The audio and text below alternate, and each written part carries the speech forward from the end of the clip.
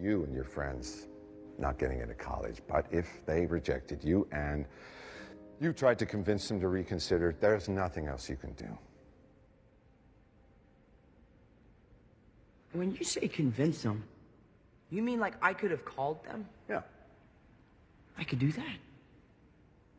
You haven't called Well, I mean, I got their letter and I assumed that was... I'm sorry. Are you telling me that you didn't even think to plead your case with them first before you asked me to brainwash the entire world?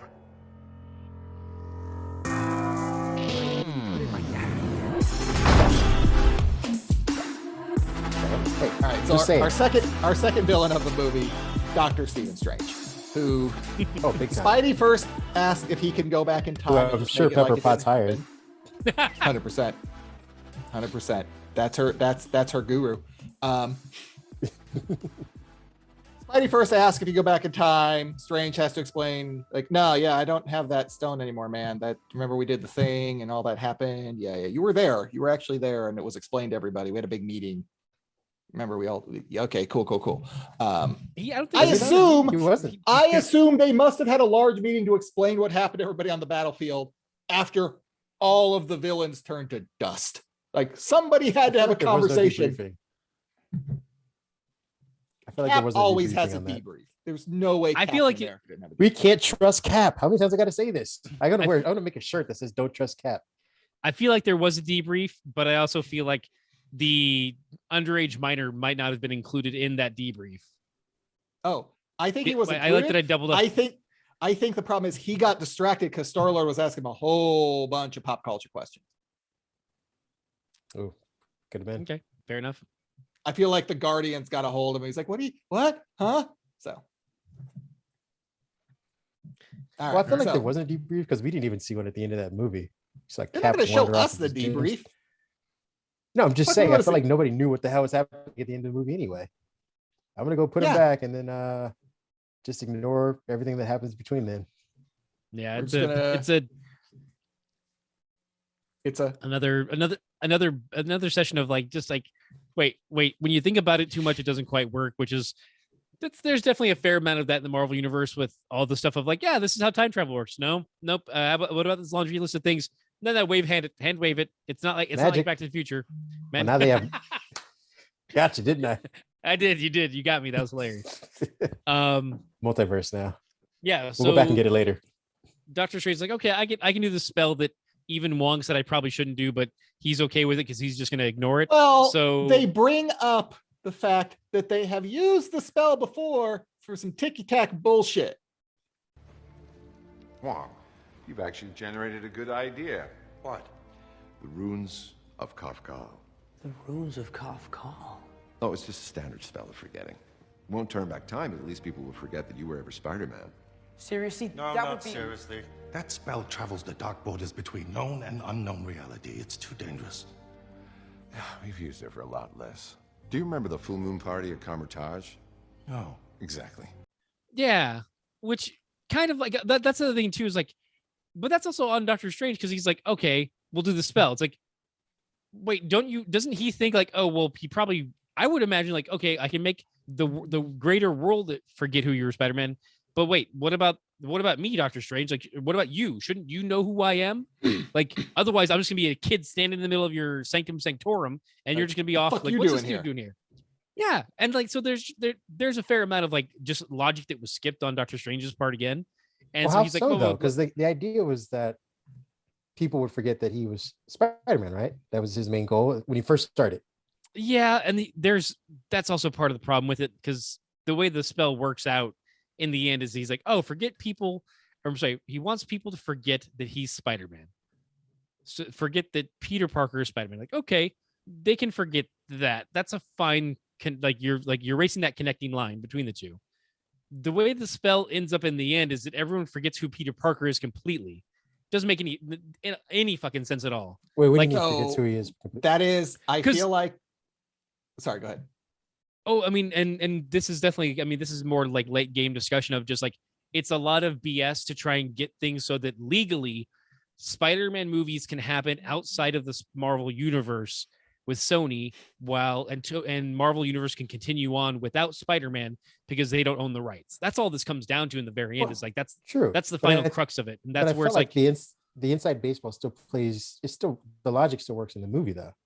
I disagree, and I think Because originally he wanted everyone to forget that he was Spider-Man, and then he started putting these caveats on individual people who could still remember, which is what screwed up Doctor Strange. So when Doctor Strange is like, we did this for a ticky-tack reason, it's like, yeah, I can do this spell with my eyes closed if I just do a blanket version like I did before. Is when he started saying like, okay, but can you do this? Can you add this? Can you add that? Can you add that? It's like, all right, now you're fucking with me because I can't hold it and I can't keep these memories while erasing these memories because all of the individual memories are tied to a bunch of other stuff too. Like I can't, if I just erased everybody's, it would work. right, but that's almost exactly it though. Is that Doctor Strange didn't think, oh, I should remember you by the end of this, so let me go ahead and start. Like, let me go ahead and let me embed this part of the spell in there. My question so that is, I why does remember he need? you. Well, why does he need to remember him? Because there's a So random that kid he- standing in the Sanctum Sanctorum. What the fuck are you doing here? Who are you, asshole? But hold on. He said that the second time they did this spell though, didn't he? I haven't seen it recently, but that's the problem with Strange not making things clear from the beginning. If I'm going to do this spell, and I know that it can Wong just warned me that it could alter the bounds of reality, then I should be like, you know what? Let me make sure that I have let's work out the details before I start casting the spell. Because What if the this is details on take a me. day? Yeah. What if we take a day, talk through, and we'll do it tomorrow? Yeah. Why should maybe the substitute Sorcerer Supreme should take a minute and reevaluate what's the best option to do this. I feel like he already knew what it was. It's just everyone forgets that he was Spider-Man. Right, but then even he would, and that's at the core of the argument. Is it even if the spell goes off just as it's initially intended, which is something that they say later on, we'll let the spell go through as we initially thought. Then everyone would forget that Peter Parker is Spider-Man. Then at that moment, he would have been like, afterwards, he would have been like, wait, because of the flimsy wording of that spell. As soon as he finishes the first initial spell, the spell is done, and Peter Parker is standing in the middle of the Sanctum Sanctorum talking to Doctor Strange, and he has no effing clue why. Fair enough. So he's there's gotta already do a the thing flaw in it like, from the beginning. Hey, I'm Spider-Man. So Yeah. in terms of them, everyone forgetting, That would and yeah. we're all over Okay. the place, so it's fine. This linear shit ain't gonna work anyway. We're all over the place. In terms of them forgetting, I assume it's that old. There's a black hole in your memory. Like you just can't quite grasp. Like, was there someone there? I don't know. I remember you were there, and I remember you were there. No, Like There's- there's just like a blank spot. Well, no, because there's a lot of gobbledygook with the spell too, because Flash Thompson wrote a book. There's a physical manifestation of the idea that Peter Parker is Spider-Man out in the world. So the spell has to wipe True. that out of reality. It's It got also to has wipe out the flash internet. drives. It has to wipe out data from the internet. It has to wipe out all of the shows that Jay Jonah did, all the T-shirts that were made, all of the like everything that was made in the world saying Spider-Man was evil or Spider-Man was good. He's all cool, guys. Don't worry about it. All of that has to be erased. So it's not just like, hey, people forget this. It's that reality no longer has this. So it's a very kind of just like catch it all spell. Like it just it's problematic to begin with. So anyway, so the spell does. Anyways, Peter adds a bunch of different gobbledygook to the spell. It doesn't quite go off as expected, and he thinks that he's like, okay, you know what, we just won't worry about it. And then I believe that's how it goes because it seems like the spell doesn't he work. And he's basically like, he basically says, "I'll contain the spell. This was a mistake. Get the fuck out." and he's like, you know, I'm surprised that talking to But the guy. But that's after the spell starts breaking now. Right. Okay. Yeah. So we do And see the cracks start when Right. the spell starts. Yeah. Okay. And then he just smashes it back down into his hands, and he's like, "I got the little spell. It's fine. I'll take Yeah. care of this. You know, you should really talk to the dean of admissions or whoever she is." And like, he's like, "Oh, Well, that's a first good off- idea." It's like, "Oh, you didn't do that." Oh, yeah. Exactly. Also, I So- felt so like he was first off- really underestimating. Like, you didn't do that first. Like, I mean, this is bigger than just college, man. People are threatening to kill his family and stuff. So, you know, maybe there's some rationale behind. Okay, cool, man. Like, they've truly like pushed Doctor Strange into that Tony Stark, I don't give a fuck, I'm an asshole role. Like, well, we need a dick. Well, Doc, you're up. So Someone But I mean- someone who's been rewarded for constantly just going flying by the seat of his pants. Yeah. Whereas had this been a Bruce Banner who flew by the seat of his pants at one point and then has regretted it every minute since, he's constantly trying to think. So like when they're like, oh, we're gonna build Ultron, he's like, no, wait, Tony, how about let's think this through. This is the opportunity. We can create Ultron's perfect self without the homicidal glitches he thinks are his winning personality. We have to. I believe it's worth a go. I'm in a loop. I'm caught in a time loop. This is exactly where it all went wrong. I know. I know what everyone's going to say, but they're already saying it.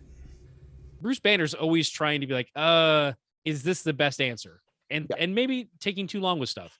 Whereas Tony Stark and clearly Doctor Strange is just like, yeah, let's see what fucking happens. And well, let's be honest though. Like he got the alter ego that basically renders him unconscious the entire time he's running around as Hulk.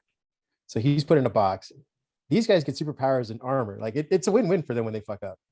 They fuck up upwards. Yeah. He fucked up and basically locked himself in a jar until he comes out of a Hulk form. Yeah. That's why you're always cautious of like, all right, maybe I don't want to go back to that path. Yeah. Yeah. I mean, that's the mentality that we have with Doctor Strange. So Peter suits up and goes to head off to catch up with, I'm just gonna say the Dean of Admissions. Up in a regular suit. Yes, the Dean of Admissions. No, both. Well, he has one underneath. He's got that Stark style underneath yeah. his super suit. Yeah. Yeah. Okay, so he goes off to the Dean of Admissions. He's having a conversation with her. She is not impressed to begin. Trying to. She's stuck in traffic. Well, and he just I was gonna say you gotta up to the car. Add the big caveat. Yeah. She's stuck in traffic and he runs up to her car and knocks on her window. Creepy as fuck. Just gonna say that happens. Nobody opens it at that point, but he's famous, so she did. At that point, shit starts to go sideways because suddenly we're dealing with a villain from 2004 who's magically appeared and has come to fuck shit up. One, Otto Alfred Octavius, Molina from Raiders of the Lost Ark. Yes, finally returning. Sorry, Otto no Octavius, idea what he's doing. Dr. Octopus, Doc Ock, the man with all the arms and none of the answers, is right there, ready to go, and wants to know what the fuck just happened. Where is his machine? Which was, as he said, the sun in the palm of your hand, which, we'll come back to that. They fight super cool, like really great action. I really enjoyed the fight scene between him. Doc Ock thinks that this is his Spider-Man. What's up? He gets a little nanotech. Yep, he gets just before he realizes. Yeah. He rips off part of Spider-Man's suit. It's the Iron Man suit, so the nanotech actually invades his suit, invades Doc Ock's arms. He's got Spider-Man. He's gonna kill him. He rips off the mask and sees, wait, you're not Peter Parker. Like, no, I'm Peter Parker. Who are you? At that point, Spider-Man gets control of Doc Ock's arms because of the nanotech. So now Doc Ock, he's somewhat of a scientist himself. Yeah, well, we'll get there too. Just a little bit. My question is, where did Doc Ock come from? It looks like he appeared right before the penultimate battle with Spider-Man. No. I mean, like, where does he physically come from? Like, you can hear him walking as Parker's trying to talk to the admissions person, admissions lady. So presumably he'd been walking around somewhere prior to this. I thought he came from underneath. Yeah, like he was climbing, he was grabbing onto bars like from underneath. That's what I got. I'm agreeing with you. I'm saying, but where did he come from? Like, how did he get to the freeway? Probably appeared under the freeway. It seems like the rift happened at that point. Like that was when. But that happens after Parker leaves Strange, which I would assume he showed up right when the rift happened, which is when he's at Strange's place before he puts the suit. So he would have at least had half an hour to maybe an hour or so. So maybe he's just leaving Strange. Okay, yeah. So he's just kind of wherever he is. He's like he orientates himself, and then he sees on TV that Spider-Man is on the bridge talking because there's a news crew there, and they're like, I mean, I might be doing this out of order because I do know a news crew shows up. No, you're right. A news crew is there first because he swings in and he's like, hey assholes, and then goes to talk to the Starks Dean of himself into Admissions. a regular suit. Yeah. Does he, or does it show up Yeah. when Doc Ock is there? I don't know. That's what I was trying No, to it was remember. there before. But Pat It was before Doc Ock. there you go. But Yeah. why would it be there? Because he's it's Spider-Man. He's the hottest Why are name Pop- in the world. Gotcha. Okay, Yeah. fair enough. Probably because Pepper's paying to be followed. I'm like, forget you. Yeah. Okay. Of course, trying to ruin his life. She exactly. She's like, my kid's the only one who should inherit Stark Tech. I'm gonna ruin this young boy's life so that my child gets a benefit of it. I feel like But she she could was have Stark. showed up as in her own suit and gone after him. I mean, she But could I'm have, wonder- but she didn't. She's too I lazy. only asked that because I wonder what Doc Ock did with, because he doesn't seem very shy about his arm. So I felt like you would have heard him coming from miles away as people scream as Doc Ock walks around with his like leg saying, "Where's Parker at? Where's my shit?" We don't, I I mean, mean, yeah. you just got to kind of like, yeah. Okay, He appeared fair enough. under the We'll move on. bridge, tried Yeah. to get discombobulated. There was a TV store. Okay. So Okay. he sees Spider-Man. They have the fight. I just Shit's going feel down. like he's going to like throw cars through cafe windows. He's in this one. How about that one?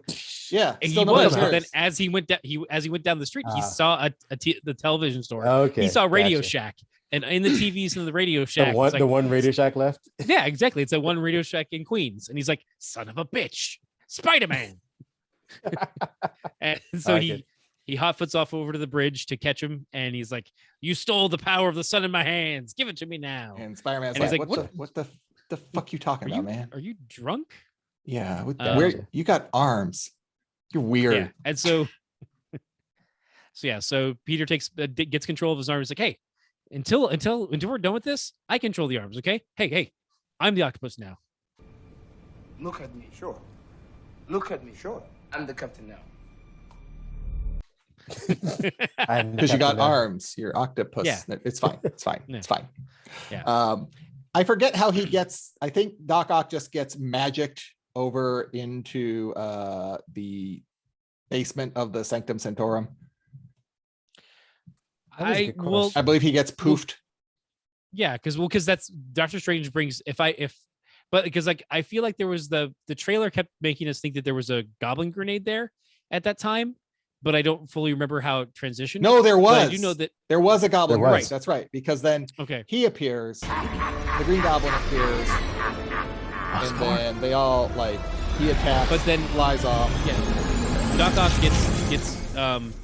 gets magicked back to the Sanctum, and so does Peter, because at that point, Strange is like, "Hey, some stuff happened when we did that spell. You already see the lizard is over there in the corner, and you see that Doc Ock is also put into a magical cage, and he's safely behind fields of force.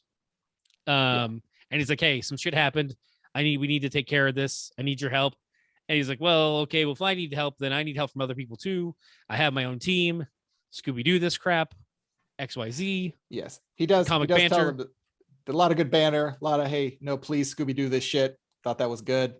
Not honestly, not sure like why that. he's got Spider-Man being the one to do that when he could have called other heroes, or maybe Damage Control or Wong, Shield or any Well, Because I I know think- why he I didn't think- call Wong. I get why he didn't call. Yeah, Wong. that's fair. That's fair. Should've But just there are called other- Pepper. Forget you and forget him too. There's also there's also the two wizards that are busy cleaning up the Sanctum. Yeah. Like one of them could have done something, maybe. No, Like, Also- hey, I got I think he pulled an Adam Warlock. I think he understood that in order for in order for these guys to show up, Parker Died for was our the impetus. sins? Like you could send people. Well, that too. No, that's fair. Yeah. But Okay. Yeah. He thought about Parker has to go out there, show himself, and as soon as he does, then we can just start netting all these guys. yeah. So. He's the flame. They're the moth. Makes sense. Exactly. All right. Fair enough.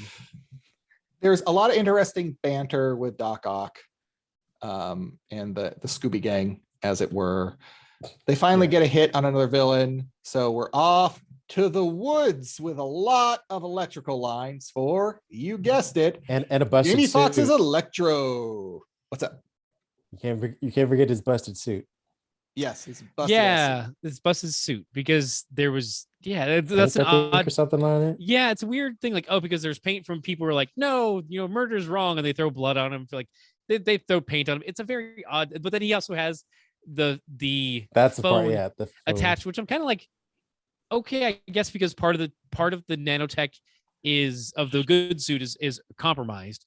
But it's like there's no way with any of his other suits to have like a camera, because like he had a drone at one point. You would have thought that like, oh, there's a tier, but that he doesn't have to duct tape a phone to his chest. My question is, what is the benefit of having their eyes from his point of view? What's up? So I'm trying to think, what is the benefit of having their eyes from his point of view? So that they're able to give him like see something that he doesn't, like just a few more eyes help to like, oh, they see like, oh, there's a power line over there that he didn't recognize. Why don't you go over there, pull that down and use that? Because I'm like his own peripheral would be much wider than what they're seeing anyway. Remember, they think they're going after the goblin too. Sorry, go ahead. Yeah, but also, I mean, in this universe, Ned and Mary Jane are both very intelligent. They're both at a charter school, I guess. You go to MIT or something. Well, something. You should be going to MIT or something. Yeah, because it's not just like this. It's not just PS42. It is specifically a charter type school where it's a higher education school. Magnet school. Thank you. And so that just another 2 heads are better than 1, 3 heads are better than 2, that type of thing of like maybe they'll come up with something and be like, hey, try this. That's the whole like. Well, and I'm not disagreeing. I just felt two like, others grow. As much as I enjoyed the low budget phone tech, I just felt like he could have had an earbud that would have fed him the talking points that they already had. And the phone itself, though, is what I'm saying, is like the camera isn't going to capture nearly as much as he is with his own spidey sense and his peripheral vision. Like they're only going to see what he's facing, what he's already looking at. Like he would need cameras behind him, or like you said, in a drone that's facing an angle he can't see. It's a security blanket. Why don't we leave it at that? Okay. Like it helps him if he knows they're there.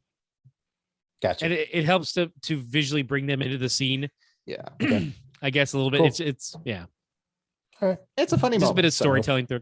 Yeah. It's a fun visual too, because he's got that on him. That's I really what it enjoyed comes down to. Yeah. He's also a high school student, so not every of all characters, he doesn't always have to be logical. Sometimes like that doesn't make any sense. Yeah, a lot of hormones, man. I know what to tell you. No, but I think this goes to a lot of people's I guess frustration with this character is that he was never portrayed as the scientist that he is, I suppose, or at least the level of intelligence that he normally carries. He was always aided by Stark Tech, and he's aside from maybe doing his own shooters, like he's never really, I don't know. I mean, people's complaints. Go ahead. Oh, you go ahead. People's complaints in the universe is just that he's Iron Man light, and it's like because like everything he gets from the suit. It's like, I mean, it's a conceit made by the story just to give him some training wheels, just to give him a leg up to catch up with all the other heroes. Mm-hmm. But it's also not a valid argument in my opinion. Like it just feels like, oh well, it's just like this. It's like, yeah, but I mean, that's for the story within this world. It's if you go to another alternate universe, then it's not the case. Obviously, we have that over in the Ultimate Universe, where it's like he made the web shooters from a chemical compound that his dad actually made. So it's like there's other ways to kind of build a backstory to that they kind of just shorthanded with the Tony part. And I'm okay with it because we have so many different alternate universes here that it's like anything can happen. There's the type of people I feel people get like caught up in like, oh, I just hate that he's Tony Stark Jr. It's like it's a smaller world that we have to work with within MCU. So it's like let it go. And yeah, it's better than Venom. Stop it. Is it though? Is it better than Venom? It's the only line you got to pass. Is it? Yep. So this is where they introduce Electro and Sandman, which is a lot of fun because now you've got a villain from each of the previous Spider-Man franchises interacting. Sandman just trying to get home to see his daughter, man. He's trying to get home to see his daughter. It's always get home. That same old tired story. We do this yeah, every there's time. almost nothing else. That's just let me home daughter. That's all I'm at, man. Home daughter. Let's just do that. Well, the big conceit in this is that we get Jamie Foxx Electro finally, like the cool, an actual Electro. And he not popsicle as he Electro. says, the energy here feels different. I like it. He's trying to kind of charge himself up. Yeah. He and Sandman are eventually captured and put the little containment fields, so they can't do anything. How are they captured again? So, because Doctor Strange puts a spell on Spider-Man's web shooters that turn them into magical teleportation web shooters. So it's like, oh, I got you with that web, and I hit that tree. Oh no, the tree got shot into one of the containers. And so it's through Gotcha. through the web shooters. Web shooters. Yeah, I forgot. Okay. Magical web So shooters. he Yes. captures both of them. At And a that tree. point, and a tree. Not a magical tree. That is Just that a his tree. best friend thinks is a magical tree. It is a great line. Jamie Foxx like, That was hey pretty man, funny. it's just a tree. Hey, ask him if this is like a tree monster or like a scientist that turned into a tree. It's just a tree, man. Just a tree. It's true. Yeah. And that's one thing that I kind of enjoy too, because we are dealing with so many different, like three, but we are dealing with different iterations of Spider-Man. I like that they do show connections between them. Like they'll see like Jamie Foxx is like, oh no, like I Dr. Kurt Connors did this, like he did this, and he's like, Connors, I know Connors in my world, because we did have a Dr. Kurt Connors in the original Sam Raimi Spider-Man. Also now, which by the way, for future purposes, they're referring to those as the friendly neighborhood Spider-Man, and that the Spider-Man, the Andrew Garfield ones are the Amazing Spider-Man. But they went back and added the name Friendly Neighborhood within the script. That way they could differentiate between the three. Yeah. But also in some marketing things, they are for like toys that are coming out that are pointed towards the Raimi stuff, they're calling them Friendly Neighborhood Spider-Man. But that's just a little bit of for clarity between the three. That's a good way to do it, because I think like he that. actually calls himself I think he says I'm your friendly neighborhood Spider-Man at some point in part 1 or 2. Probably, yeah. Yeah. Just pissed Ken off when he said it too. Just got more and more upset. Yep. Who are you? You know who I am. I do. Your friendly neighborhood Spider-Man. So this is where the villains also start talking to each other. Yeah. So everybody, like some of them start to figure out like, no man, you died. No man, you died. Like they're all having that conversation. At that point, Aunt May contacts Peter to let her know that or let him know that Green Goblin has shown up. The guy you're looking for has shown up homeless at the William homeless Dafoe. shelter.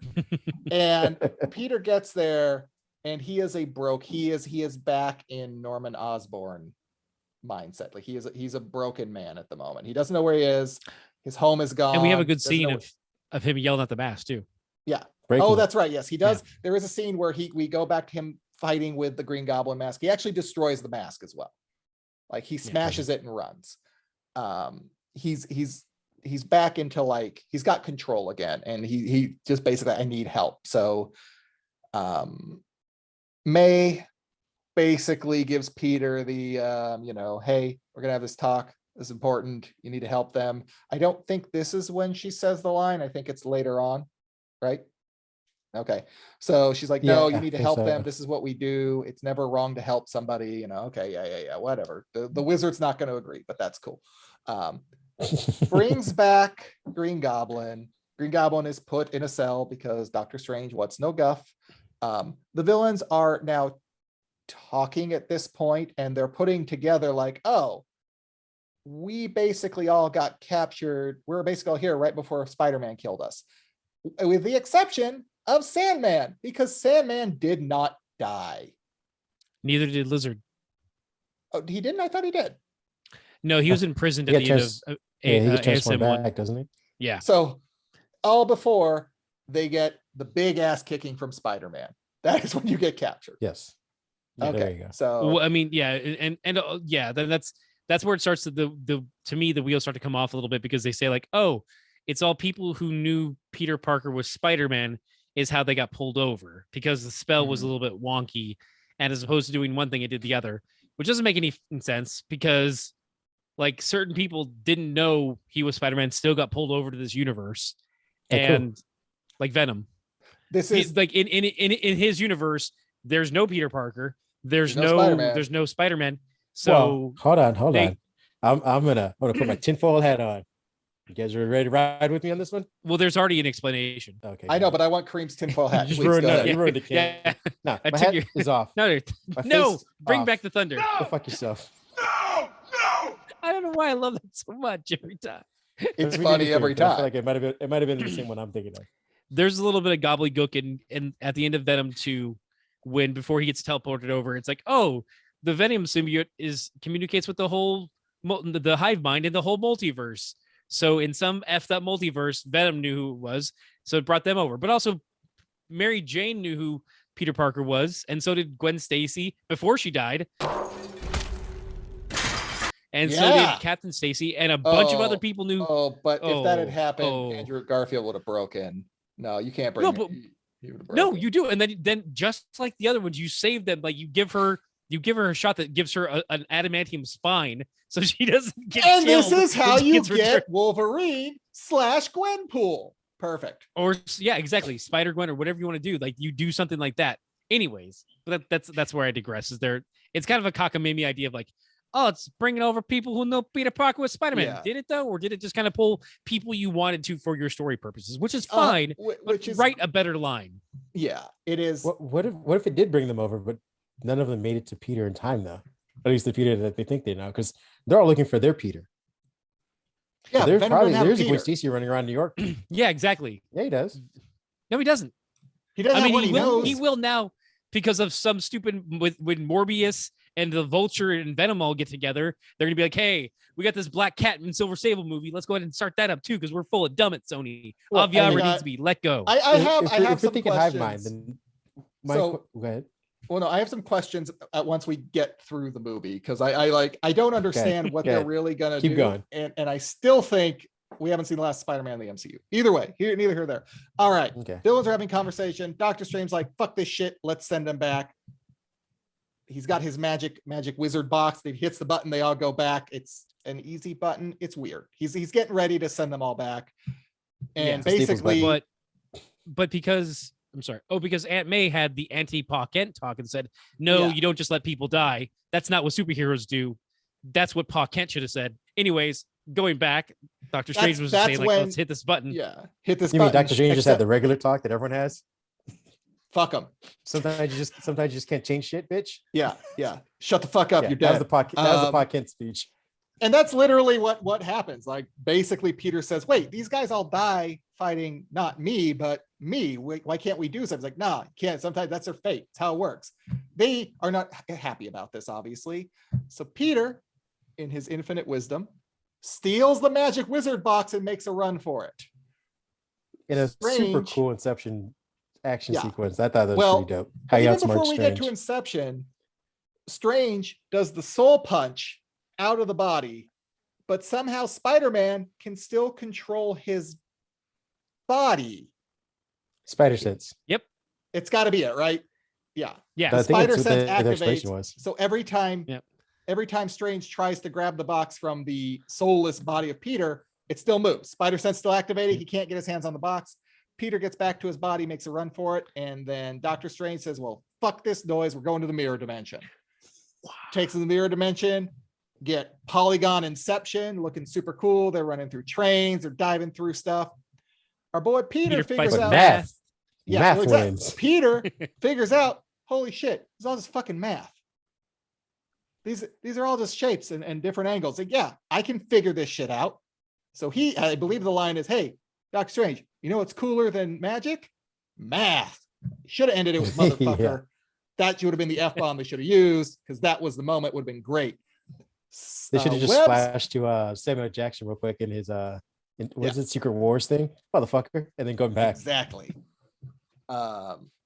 Webs up Strange, takes his sling ring and the box, and leaves him in the mirror dimension. That's kind of leaves him there. Doesn't know how to get him back. Just like, well, you live there now. That's it. Which kind of I was going to say that. I feel like Loki did a fist pump, like a silent fist pump when that happened. Like, fuck that guy. That's how it feels. I'm just a huge fan of the sport. That's what you get. That's what you get.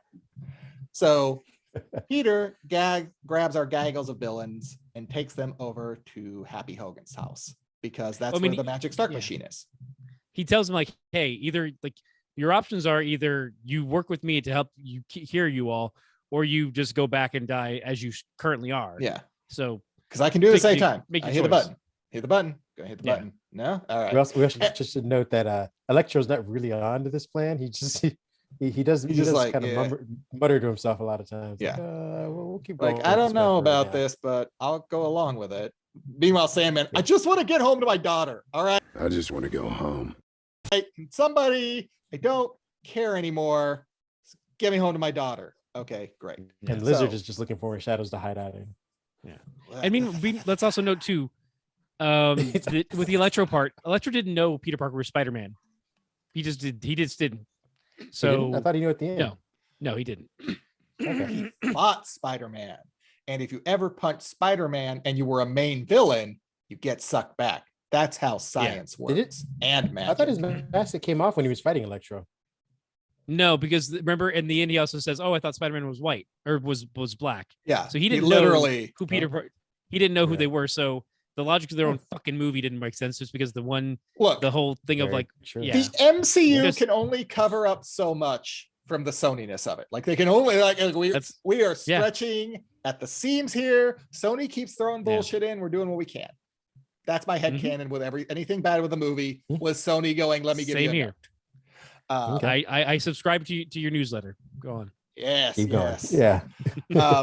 They get back happy all the place. subscribers. Meanwhile, J. Jonah Jameis Sophisto has had someone following Peter and keeping an eye on him. So when he comes back with all these guys, they basically said that J. Jonah Jameson comes down with a news crew because they know the shit's about to go down.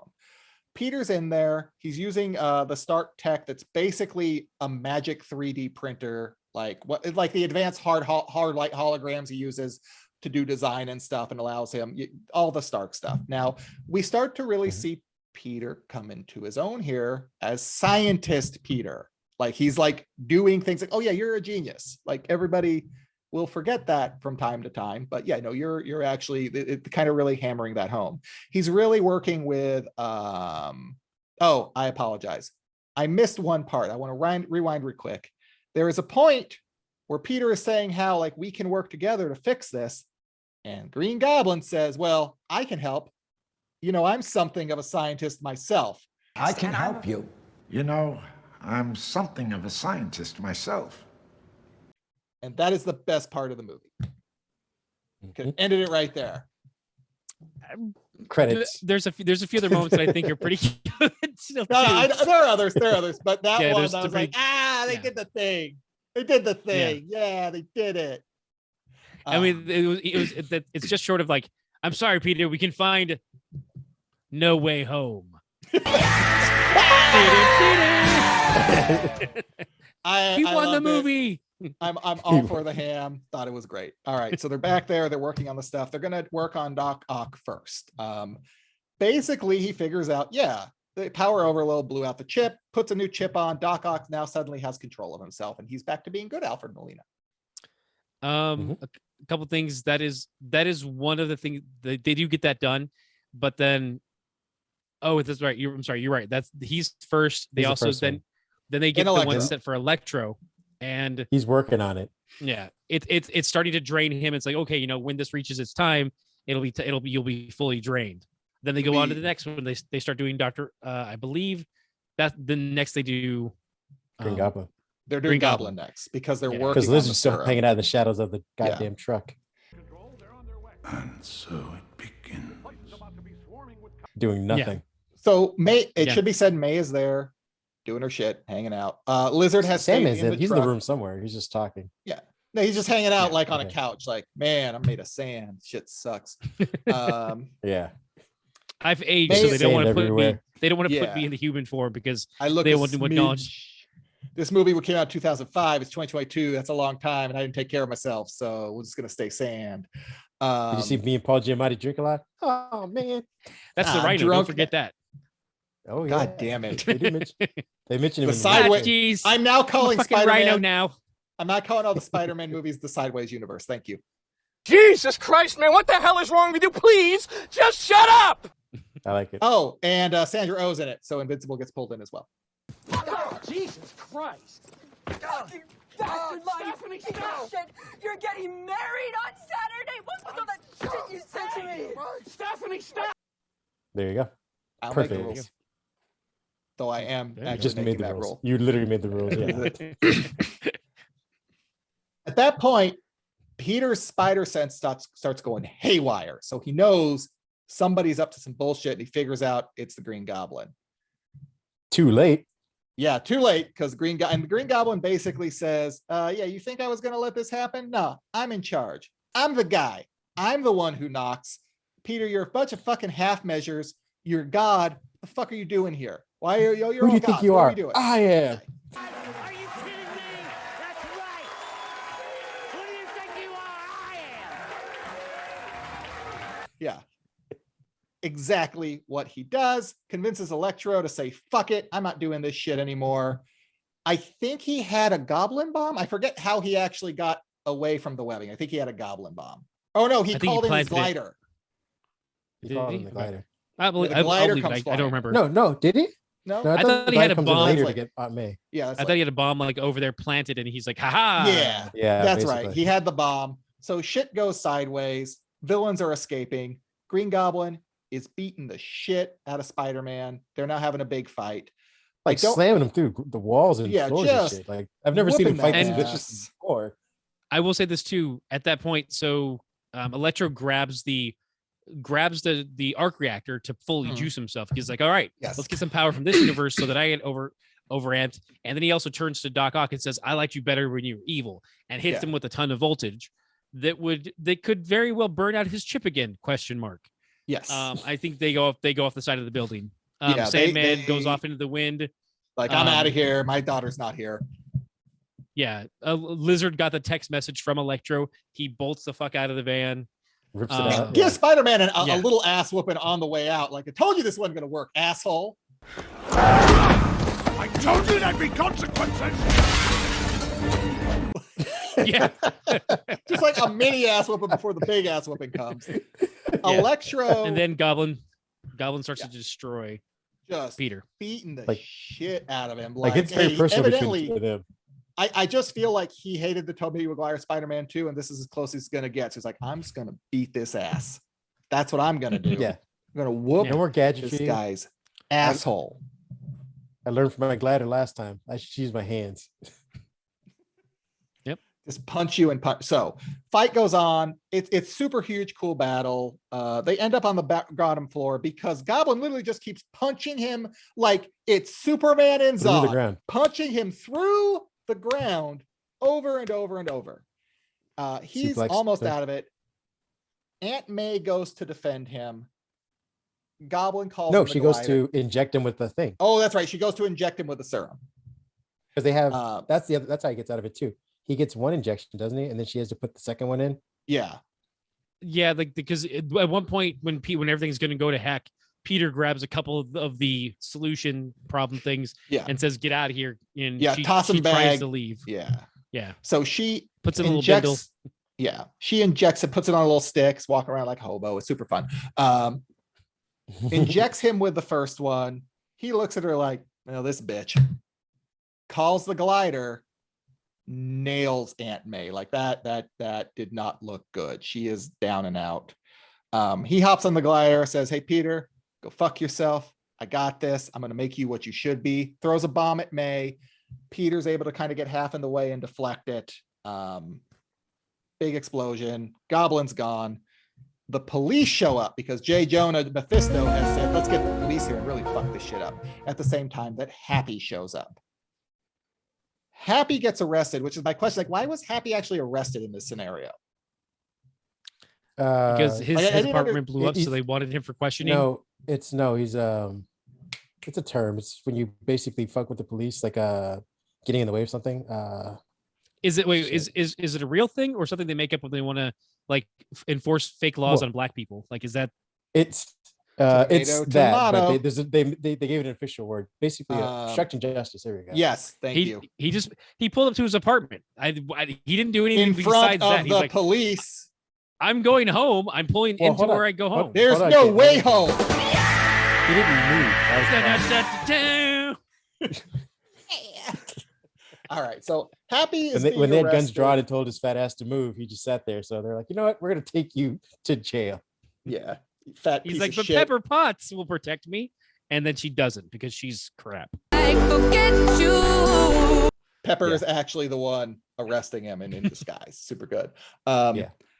We have the heart-rending moment where, and they do such a great job of just wrenching the emotion out of you, where May stands up and it's like, okay, you okay? All right, we got this. And Peter's like, we can do this. And May falls over and she's bleeding out. And she basically, this is his Uncle Ben moment, because she does the line, with great power comes, Must and also she doesn't say it. great responsibility. Yeah. Say that one more time. Which You're I gonna say thought it was better. pretty. With great power must also come great responsibility. That Yes. and the must is in there. I've said this before, like in different conversations, but the must is in there because it's not a matter of you automatically just get the responsibility. No, you need to take that burden on. Otherwise, it's not heroic. That's that must also come part. But sorry, go on. No, Peter, you listen to me. You have a gift. You have power. And with great power, there must also come great responsibility. No, I was going to agree with that. They did a really awesome job of organically transitioning her into Uncle Ben at the beginning when she has a conversation about when homeless Defoe shows up, and she starts laying the seeds to be his Uncle Ben at that moment. Because I mean, up until this point, we didn't really have any need for him. There was never any mention of him passing away beforehand, having a prior discussion. So I thought it was really cool that they kind of got it all within like a half-hour span. Yeah. Well, she's the anti-Pa Kent. Yeah. Maybe. Yeah. No. 100%. She's just no. She's and look, just and it kind of ended the way same for both of them, didn't it? Yeah. The dead is dead. So Aunt May does indeed die because Marissa Tomei is like, I'm not going to do only Sony movies. You guys kiss my ass, get me out of here. Smart move on her part, 100% smart move to make. Peter is obviously just destroyed and the anger is eating away at him. Happy is screaming at him to run because they're going to arrest him at this point. So he takes off. Meanwhile, back to Ned and MJ, who are at Ned's I believe his grandmother's house, and his mom's house. Oh, it's his mom's house. Okay, I don't remember. His house, yeah. Yeah. Okay, so they're at Ned's house. They're like, well, they haven't heard from Peter in forever. They don't know what's going on. They're scared. They also have the box, by the way. They have the box. They do. The magic box of Doctor Strange, not the box that opens the gates to hell and Hellraiser, where suffering is pain, or pain. I feel like it's one and the same. The box. You opened it. We came. Kind of similar. Yeah. So Ned is like, man, I wish we knew where Peter was. And he makes a circle as it like just, he's like, where is he? And a portal starts to open because he's inherently magic. This is mentioned earlier in the movie. He says, Doctor Strange, like, no, I feel like there's magic in my blood. And Doctor Strange's like, yeah, okay, dumbass. No, because he said that his mom said that it's in his family. His family has the touch or something like that. Like it's a very fun way that they put it. Yeah. Also have to note that Mary Jane is about to MJ is about to push the button, which is why they have this whole conflict of him trying to find him first before they push the button. Exactly. Yeah. And he's being pragmatic. Once again, if you're Doctor Strange and somebody says, oh, my family has the touch, has that in their blood, maybe you do just a little like, well, maybe I should take a look because this is a world with magic. So, maybe. Yeah. Maybe. Agreed. It is very much that moment in Independence Day where they're like, he's like, yeah, I want to get some payback because the aliens abducted me, and they're all like, listen to this guy, aliens. Like, what are you looking at him for that? Like, they're clearly right there. Yeah, like that's them. Well, that's the aliens. At least in the alien scenario, though, there were aliens there. Like, there's no reason to even follow up on it. Even if he does have magic, what good is he to Doctor Strange right now? It's not what good he is. It's the pupil. danger he can do. Yeah. Wanda Maximoff. He's hanging out inside your basement, which is full of ancient relics. Maybe we just stop and check. Like, do you have an aptitude? Okay, don't touch anything. Like, just don't. What's he gonna do? Go into his like trance thing while Magic Boy's running around in his basement? Yeah. Because he said he could just deal with the situation in front of him first, and then go back and look at Magic Boy. He's going upstairs to take a nap while they Yeah, he went upstairs to take a nap while they stayed downstairs and did the Scooby-Doo crap. Okay, so he's clearly just like, Blah, blah, blah. Actually, Didn't he? No, I thought he went to go find the other ones. no. Like he They says, split go. up. He went to go No. fuck off. Yeah. I thought. Oh, okay. He's like, man, I gotta jerk it real quick. You guys do what you got to do. I got shit to do. It's good. Okay. Like, nobody knows what he was doing. The Doctor Strange is He went to new put the Tony box Stark in all together. the wrong ways. The box Did was he? already Or was it together. already- Yeah. Yeah. Or did he already put it No, together? was He it? just- He had the spell. He didn't put. And then remember, because when he comes back, when he sees him the second time, he's like, "Look, I created this box. All Okay. you have to do is press the button to send him back." Okay. All right. I mean, All right. Or he stole the box from Hellraiser and just said Yeah. he made it himself. Shall we begin?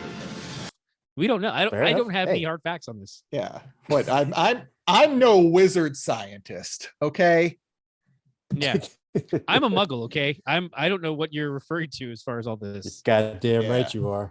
I'm a muggle and a flat scan. I got nothing. Oh man, the worst of the worst. So Ned figures out how to make the sling ring work, and Basic says, where's Peter Parker? Where's Peter Parker? Where's Peter Parker? Show me He Peter opens a Parker. portal, and Spider-Man walks through. Aha! Aha! Aha! It's not our Spider-Man in the MCU. What do you know from It is funny, you Andrew bastard? Garfield, the Amazing Spider-Man. They have a lot of witty banter. It's It actually was so really much more fun the way likable they in this do version it. for some reason. He was likable in the other ones too. He is, but here's the thing. All of the Spider-Men, the other two Spider-Men, are better in this movie. And it's because it is in the hands of people that understand the comic. I agree with you to a degree. I think that the two previous iterations of this, and this has been a conversation I've had multiple times, they both those movies do have their failings. Most of them are usually due to certain aspects of those movies. Like you have with the Amazing Spider-Man stuff, you have a great Peter Parker and love interest and crappy stories that they are in. Like the world that they built out for them isn't full enough, but the Andrew Garfield and Emma Stone of those worlds are great and they're very enjoyable and you enjoy those characters and their performances. Whereas in the Friendly Neighborhood Spider-Mans, you have an abysmal Peter Parker and Mary Jane. See, this is where your bias comes in because you have a heart for Andrew Garfield. Yeah, and you just hate Toby because he's great. So let me finish. And I my like Kirsten Dunst. But and you have the great story. The great stories for Green Goblin and for Dr. Octopus, but the Peter Parker of it all is very bland and just milk toast and just like a hunch. Motherfucker, get out of the way! They're stop. So they each different story has their things. My point being is that's why after this movie, everyone's like, we need more Andrew Garfield because he did a great job portraying the character.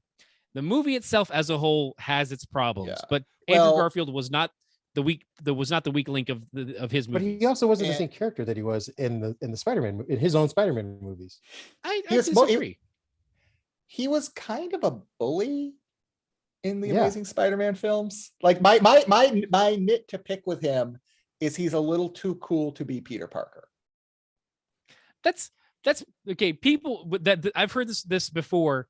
My problem with that is doesn't matter how cool you may be or how cool you are or feel, how you are treated by the outside world and those around you, that's how you are seen. Like you are seen as the nerd who's like, oh, he's standing up to Flash and it's like, oh, everyone loves Flash. So let's be on Flash's side because let's all love that kid for some reason. And then it's just a matter of position. It's like, oh, if you put him in that world, yeah, he's nerdy, but it's like he's still an outsider, and that's the story of Peter Parker is that he's an outsider and a nerd.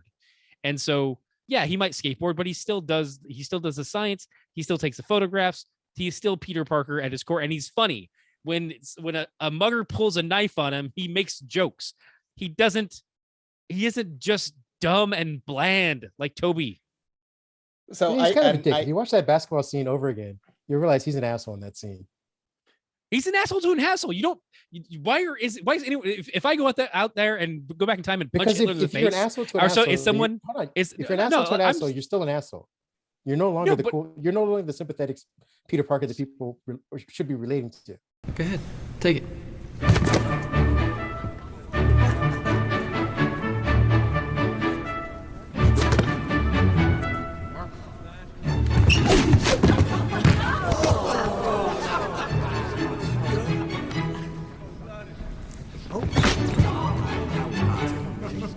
So if you go out there and you're speaking trash on Donald Trump, who's an unrelenting asshole, now you're an asshole too, or are you just speaking truth to power? And that's, if you do it the same way Donald Trump is, you're known better than him, is what I'm saying. You become a Donald Trump. no, you don't. You're You literally do. If you do the same thing that he's doing. I know I'm saying if you're there, I'm not doing the same you thing. guys aren't saying the same thing. You're not saying the same thing. Because Ken, you're saying speak truth to power, like basically calling them on their bullshit. Kareem, you are saying no, you're just Donald Trump. If you're being an asshole to an asshole, yeah. It's not that you're being an asshole in the way Ken is saying, but like just a dick. Like you're just being a dick. In Ken's analogy, in the basketball scene, he'd be standing up to Flash, which he does at the very beginning, and then he continues to be an asshole afterwards. I bring it! Come on, Parker! Come on!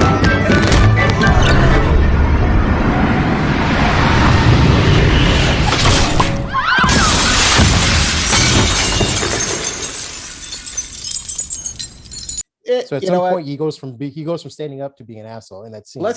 We're gonna chalk all this up to Sony. Just everything bad in your life, put it at Sony's feet. That's where it goes.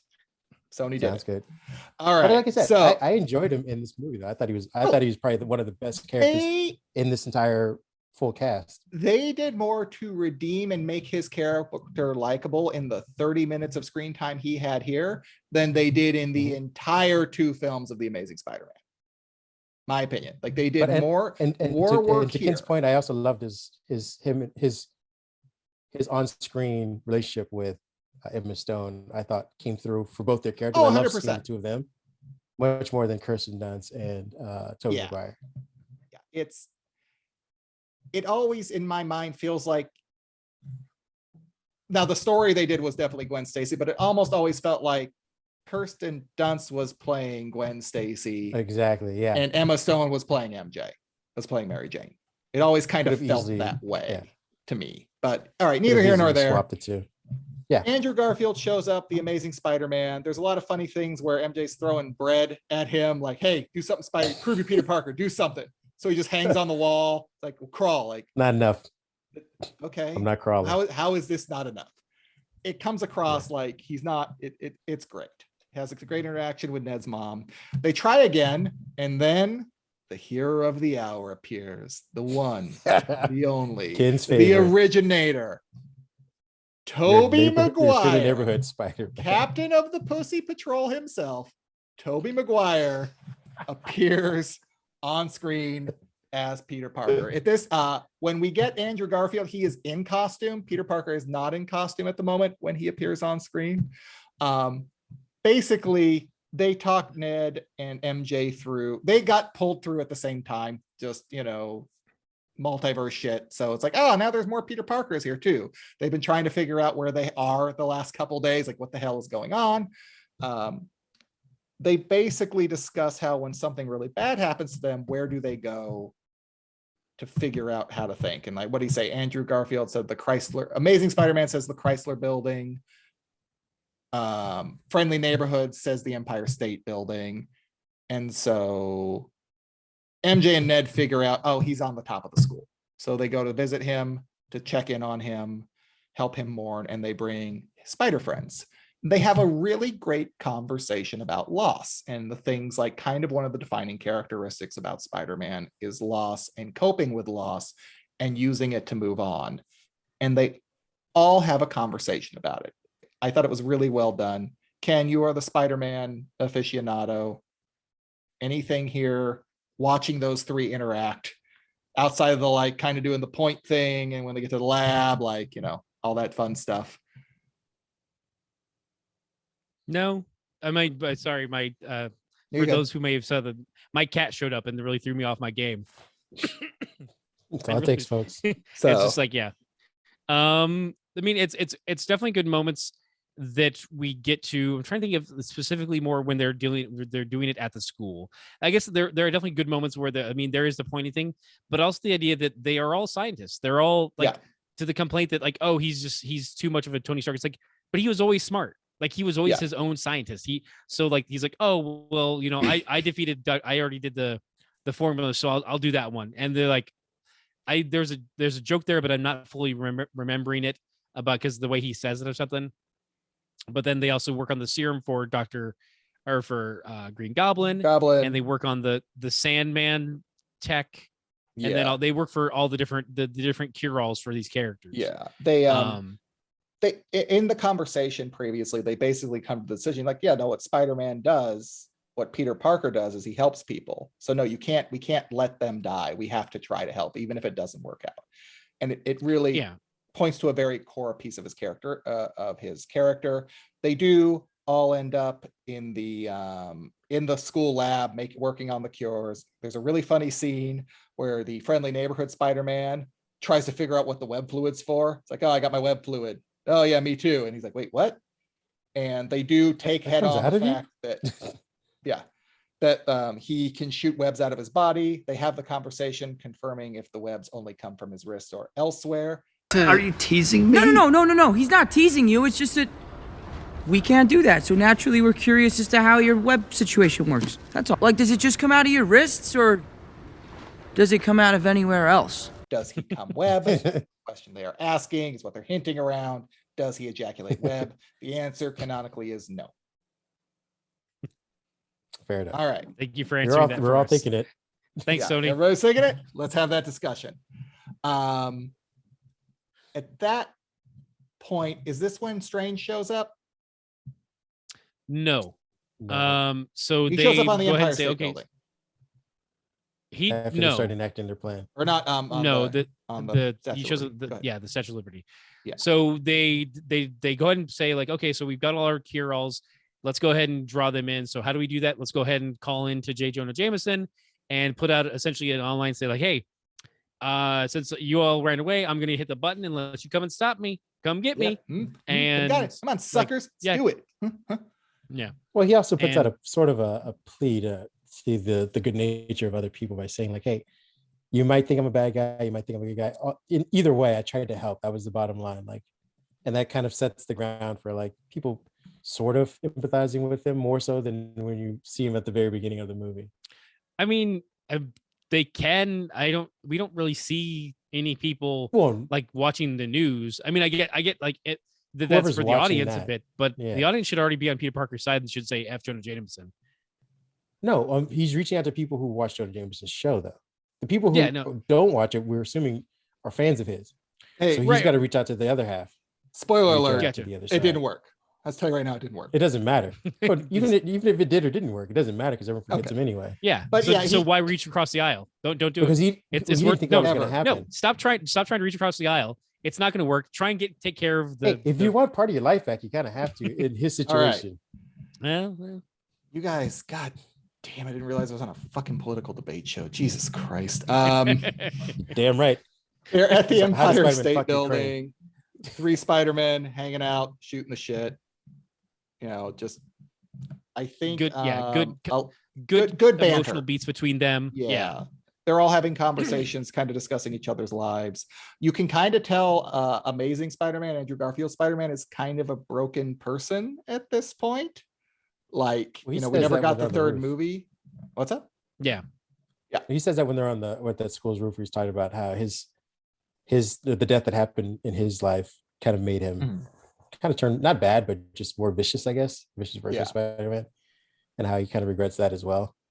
But I love when he's talking about like, you know, he kind of hints at he's always wanted brothers. He loves being part of a group. He also wants to fight Venom.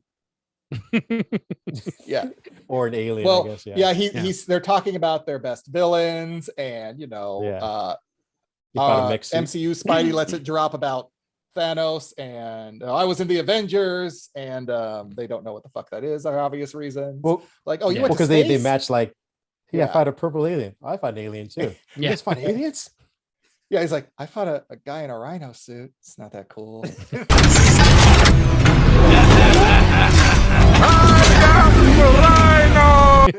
Oh man. Yeah. Damn. Which was just that was a wonderful callback. I believe we get Electro and Sandman are our first 2 villains to show up. Yes. Well, I think they all kind of show up at the same time. Just again, they're just hiding in the shadows. Yeah, because just FYI, lizard guy's here too. Guys, come check. Because he has to swim across. He has to swim across over to what's the island? Statue of Liberty. What is it called? Staten Island. There's an island. There's a name for the island. Liberty Island. That makes more sense. Oh We'll go God! with that. People hit us up in the comments. Go ahead, just at. Yeah, you know what? I'm not even look it up. Screw it. We'll do it live. We'll do it live. Staten Island it is. You sure we don't want to try and do We'll it? do it now, live. Pat? Fuck it. Nope, do it live. Do it live. I'll write it and we'll do it live. Jerk. Fine. Fucking No, thing so, sucks. I was just No, going for the clips. No, you did it so to that Kareem yourself. can drop it in. Oh, I'm gonna. You know what? I didn't Give us even some type it. Bill Right. O'Reilly Moving minutes. on. Big fight happens. Even type it right. Oh, it should be noted that What'd you type in? oh, I just mistyped. It says statute of semicolon Aberti and a bunch of jumble. I just mistyped. That's why you don't I was just use. one off. That's why you don't use Bing, folks. Go to Google. They're gonna You just save you can't time. type. I mean, I think it Yeah, actually that. is in Bing because that's the one I have open. So yeah. Yeah. No, it's Bing's problem. And I cannot type. That's 100% true. In any event, oh God, it's taken 2 and 4 hours to describe a 2-hour movie. In any event, the big fight starts and the Spider-Men are getting their asses beat. And they basically realize we've got to work as a team here. We've got to trust our spider sense. This is, I believe, where MCU Spider-Man's like, I was an Avenger. And that's great. The fuck is that? You know what that is? I work as a team. Okay. I worked as a team. Oh yeah, were you in a band? That was a good line. That was strong. Yeah. They basically says look, I'll lead because I've done it before, but just trust your spider sense. We will be fine. They start getting their act together. Still, they're Spider-Man, so they're still getting beat the fuck up. I believe I just saw this yesterday, which shows how mush my brain is. I believe Sandman ends up capturing friendly neighborhood Tobey Maguire and is basically drowning him in sand. That's not looking good. I believe Electro is just electrocuting the shit out of Andrew Garfield's Spider-Man. And at that point, I think that's when Doc Ock makes his appearance. I think you're right. Yeah, and the lizard's in there too somewhere. They end up. The lizard doesn't do anything. Oh, the lizard. So I would say because what it is they save. I would say don't they hit Sandman with his thing and he's locked up inside the head of the Statue of Liberty. Yeah. But then and that's when then the lizard and they all start facing off against their own villains or some of so villains, Ned and MJ opened a portal. They were there and then they opened a portal to go hide with the box, or not with the box, just to go hide. No, it was with the box because Strange hadn't showed up yet. They opened a portal to hide with the box, but they don't know how to close the portal. So Lizard sees them, chases after them, and then they end up back on the Statue of Liberty. So the Lizard's chasing them around at that point. Doc Ock helps turn the tide. They're able to cure Sandman. So he's just locked up in the head of the Statue of Liberty. They're able to stop. He's able to basically stop Electro and power him down. And also basically takes the arc reactor from him, where he gets the power of the sun in your hand. It's like he's seeing his life work made by some other asshole. At that there point, is a good line there too. Oh, go ahead. I would say, but because it's interspersed with triumphant moments, and then it's some other. Then this dude shows up, and there's a triumphant moment, and there's a good moment where Doc Ock sees friendly neighborhood Spider-Man. He's like, Peter, and he's like, oh, it's so good to see you again. And how are you doing? He's like, oh, I'm trying my best.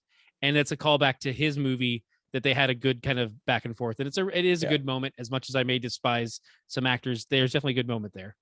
Yeah. They do a great job throughout calling back. Yeah. Go ahead. Sorry. He realizes that's a Peter that he saw before he died, I guess, or I understands that that I'm not here to hurt or kill him. We kind of made amends at the end of end of his movie. The chip didn't fry. He's got control again.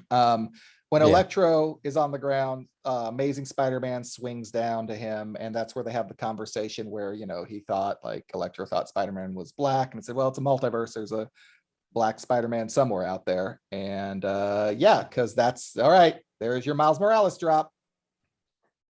No, that's just Sony wagging the finger like, you wish we would do that. How about But some more we're Venom? not. He'll be Here's your another Peter black Parker. Spider-Man.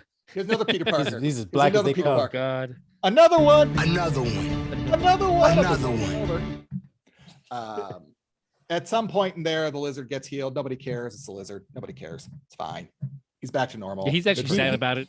He was so useless Yeah. in this movie. Just They had like- to And then we get get to our 6. ultimate villain. And then Gobby himself shows up and is still like, Peter, I'm gonna MCU Peter. Actually, I think Doctor Strange shows up first, and Oh, he's like, yes. "Give me that back," and he's like, "All right, cool." He gets it, but then somewhere in that ruckus, Goblin comes in and plants a bomb inside of it and blows it up. Blows it up. Yes, that's right. So Green Goblin shows up. Doctor Strange is showing up. Goblin gets the bomb in the box, explodes.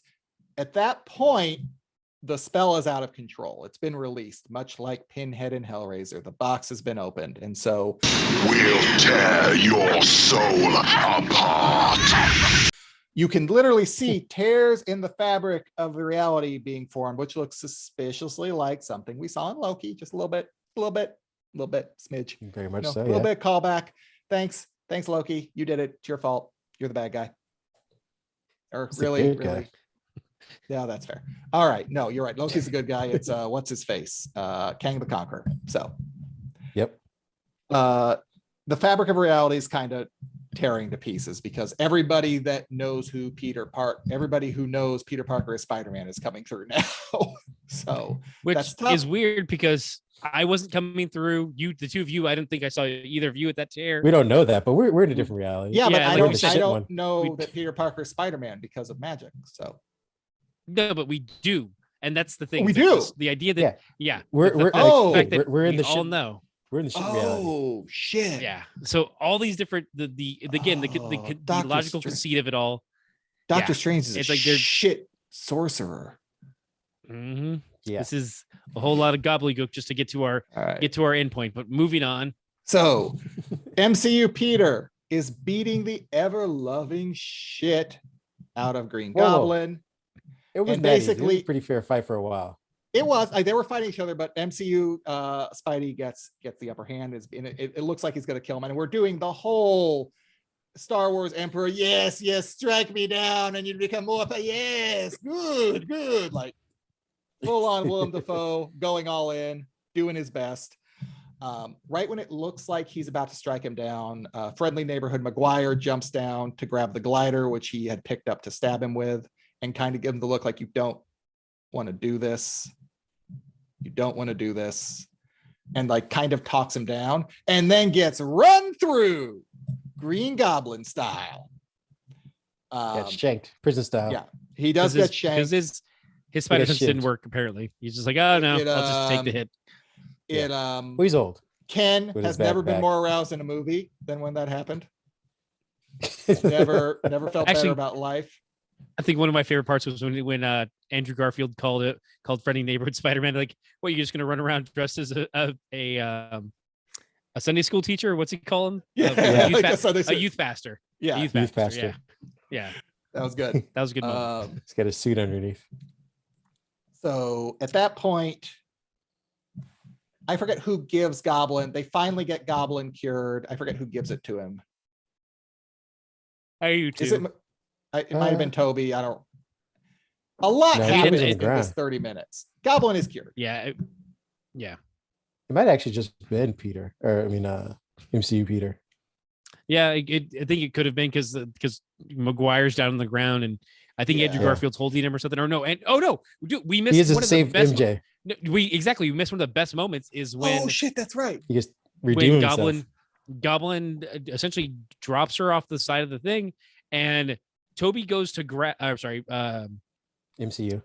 MCU Peter goes to save her. Tom Holland goes to save her, and as he's going, gets sidelined by the glider, and that's also what takes him over onto the fallen shield for them for their final showdown.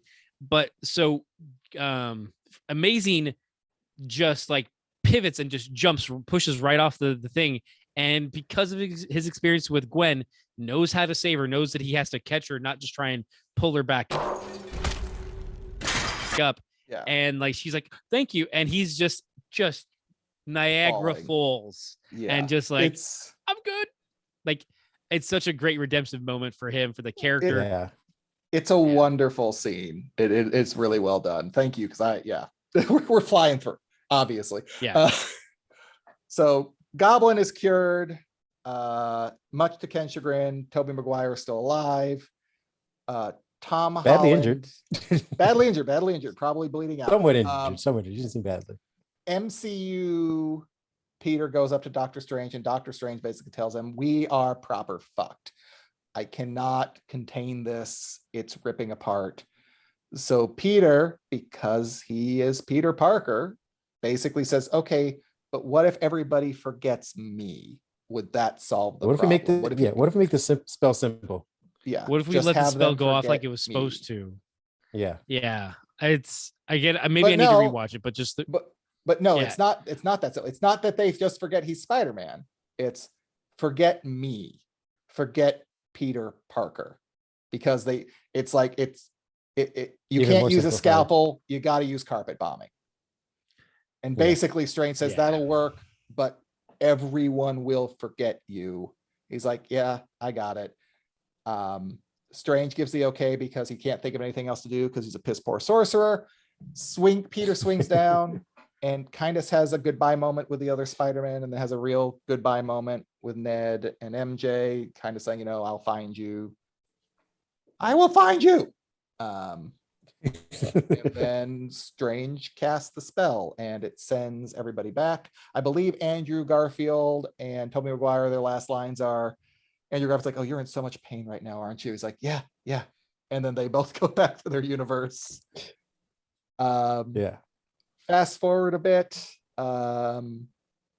We hear J. Jonah Jameson talking about Spider-Man, who is this vigilante. He's a bad dude, a bad guy. Nobody likes him. All the footage of Mysterio has disappeared, evidently.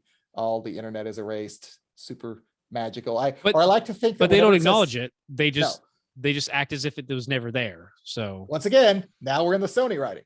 It's how it's supposed to work, though. Yeah. I just like to think every time somebody says Spider-Man is on the internet, it just goes gobbly. Like, it's gobbledygook. Guess we'll never know what that is. Peter, it's goop, get it? She wins in the end. What we can now. God damn it, you're right.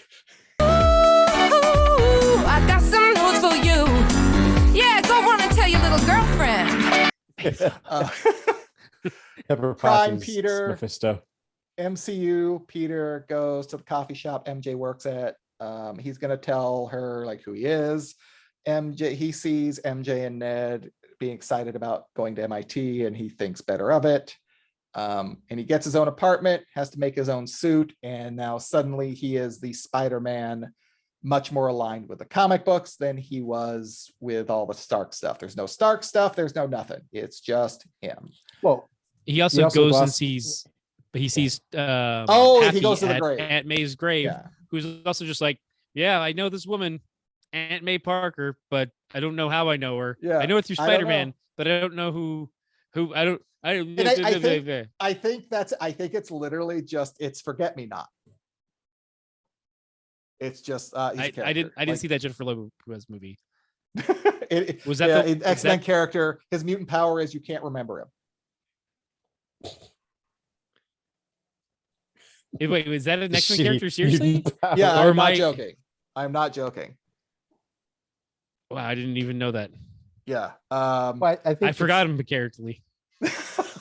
So, and that's that's the movie. It's really well done. Well, I mean, you also have the moment too where, like, I think Pat's right, where everyone has a blank spot that's sitting in the back of their mind, full of Parker memories that they can't access right now, because MJ has the necklace and has an affinity towards this guy who walks in. Like, she feels like she knows him, And I'm assuming it's just a matter of time before, if he keeps showing up, that she's gonna be, maybe have that access, memories access. Same thing with Happy. Like Happy knows. Yeah. Go ahead. No, he has all the memories of he has all the memories of him and Aunt May without Spider-Man. Yeah. There's no with Spider-Man, but not without Peter Parker, which makes absolutely no sense. Exactly. Why would they have the memories of Spider-Man? What's up? Because he said, he says, oh, how did you know her? And he's like, oh, I knew it through Spider-Man. But I'm not really sure. It basically it's gotcha. Bad writing. Fuck you, Sony! How the fuck did you fuck this up? I think the way you drag him, because let's be honest, like Ken, you said, all of this is because we don't know what's happening with Sony and Disney. Sony wants its ability to go make its own Spider-Man movies, not in the MCU, but kind of in the MCU a little bit. And this is a good way. You can undo that pretty This quick. is a way. It's not a good way. It's a way. It's the best. It's probably the best they could have mustered. It is a way. It's the best they could come up with without just throwing him in another universe. Because that was the other option. Like, hey, you're not in this one anymore. You're out. I would have been better with that, to be honest. Oh, 100%. But at least then they don't have to go like, oh yeah, we completely forgot that kid was here for all of it. Like it just. But that's not part of the deal that works for Disney, because they made this Spider-Man, and now they have all the rights and licensing to all of the merchandising for this. But like, they wouldn't be able to sell Spider-Man stuff at Disneyland. Yes, they can. That's they part own of all the the deal. Spider-Man. No, they own still Spider-Man own merchandising merchandising for rights. Spider-Man. Yeah, they have that. It's not like Disney? the Fox deal. Yes. Yeah, it's not the Fox deal. Sony only bought movie rights. Only has movie rights currently, because there was a time where they did have some. Oh, they sold them back, right? There's at one point there's a little bit of trade off because they had to let go of, I believe, the animation rights and a few other things.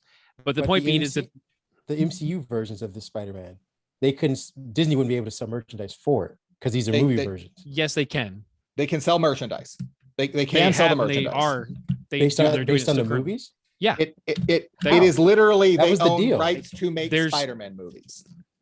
Yeah, Disney owns the rights to make Spider-Man merchandise and on I'm saying whatever based on the movies. It doesn't matter. It's just if it's Spider-Man. Doesn't matter. Yes, they can make Spider-Man movie stuff. They can make Spider-Man cartoon stuff. They own the rights to Spider-Man, lock, stock, and barrel, except the movie rights. That's what I'm saying. So these movie versions of him have been loaned to Disney so that they can make stuff for it. No, they can still.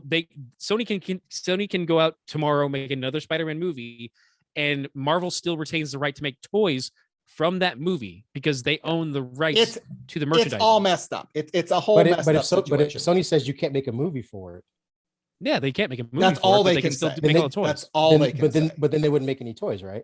Why? Probably. I don't know. I'm okay. Now I'm very puzzled.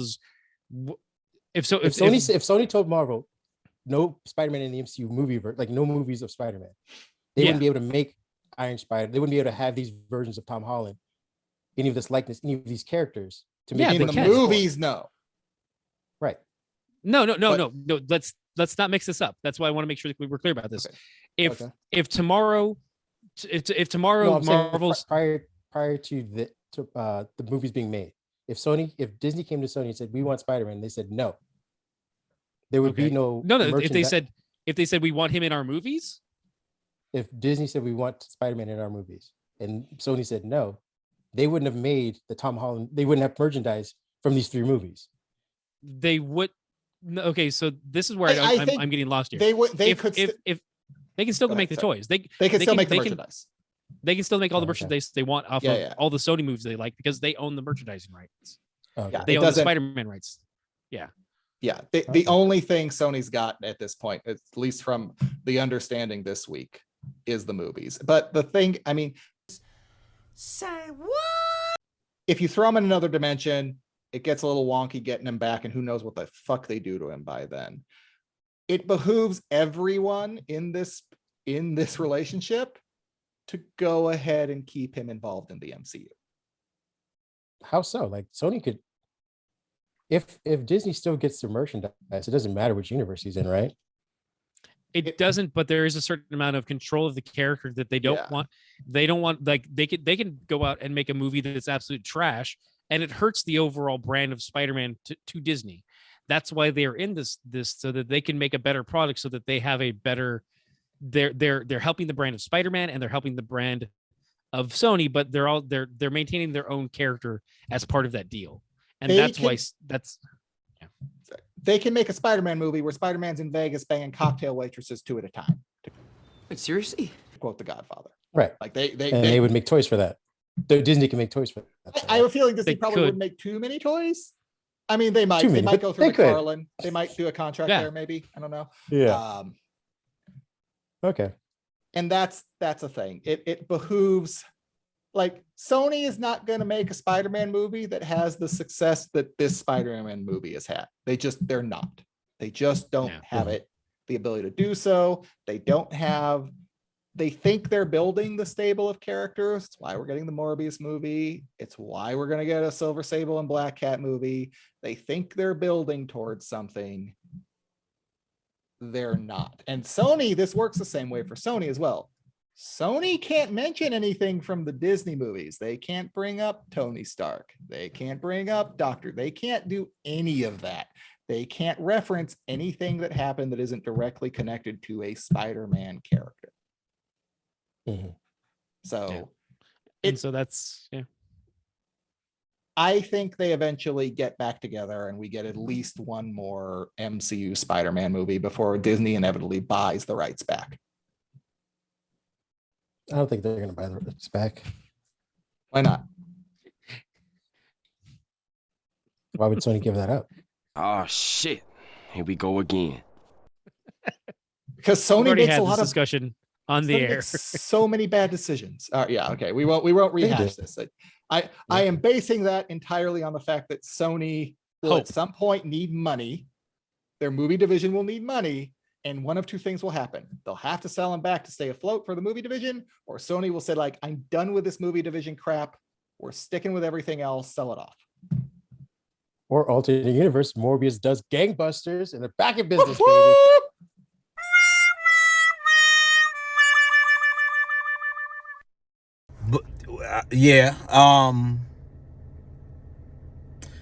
So right. Okay. So, but yeah, that's the one. That's the one we're living in. You know. Oh, just to piss off darkest timeline. Leto's redemption and Spider-Man all at the same time. I mean, and you know, if that happens, Sony comes in. You can use Spider-Man, but Blade makes a cameo in the next Morbius movie.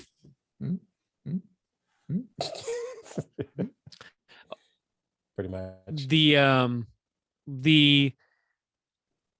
Oh my goodness, I'm totally lost. I would wish for that to happen.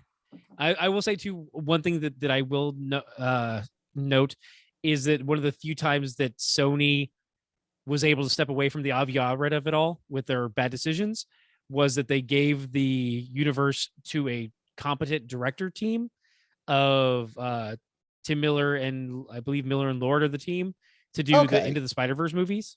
Yeah, which I think didn't get all the little Sony fingers in there, because they're like, oh, it's an animated movie, we don't need to worry about it. It's not as high up there as our live action, so we're not going to worry about it. And that kept them safe. And I worry for the next one, as much as I love the team behind it. So I hope that they keep Sony's hands off it enough so that Avi Arad doesn't try and be like, oh no, I know what's right for Spider-Man. I've always known what's right for Spider-Man. No, you don't. You never have. Please leave the room. Yeah. Oh, this project's got fully molested. So sorry, Ken. Yeah. I can't argue with that, because I don't see. I hope someone, Amy Pascal or someone, was like, Avi, stay out of this one. Like, we have one golden thing. But it makes money. I know this. Well, step one, Chris Pratt is the new voice of Spider-Man. The Miles Morales Spider-Man. He's the voice of every Spider-Man except for Luke Cage. Yeah. Good night, everybody. Ooh, I got some news for you. Yeah, go run and tell your little girlfriend.